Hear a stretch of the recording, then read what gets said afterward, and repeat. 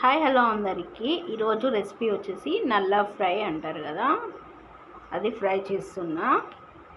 మనం ముందుగా stove on చేసి ప్యాన్ పెట్టుకుందాం. ప్యాన్ కొంచెం హీట్ అయ్యాక అందులో కరివేపాకు, జీలకర్ర, అలాగే ఆనియన్స్,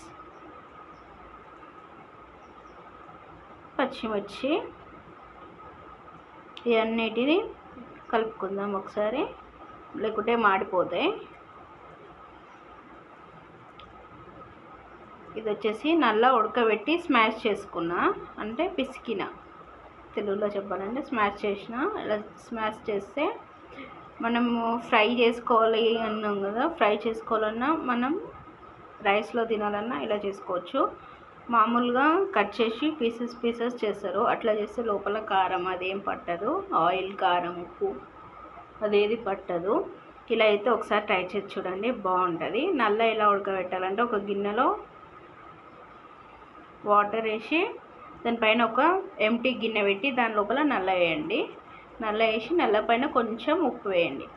ఉప్పు వేసి ఉడకబెట్టండి ఒక 30 మినిట్స్ అట్లా, గట్టిగా అయినంత వరకు ఉడకబెట్టండి.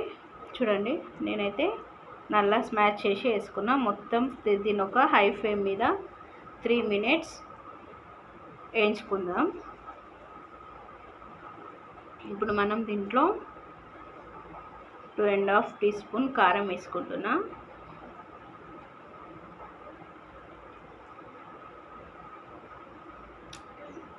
సాల్ట్ అయితే కొంచెం టేస్ట్ యూజ్ చేసుకొని, మనం స్టార్టింగ్లో ఉడకబెట్టేటప్పుడు వేస్తాం కాబట్టి టేస్ట్ చూసి సాల్ట్ వేసుకోండి.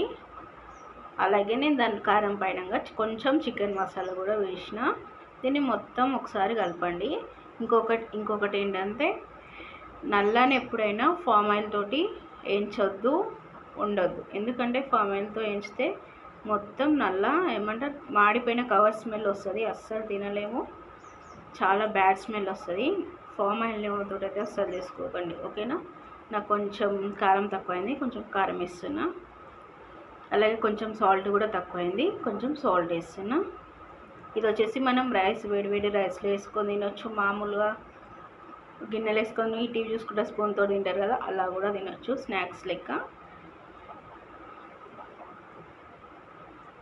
చూడండి, ఇలా ఒకసారి మొత్తం కలుపుకొని ఒక 2 మినిట్స్ ఇట్లనే హై ఫ్లేమ్ మీద వేయించుకోండి.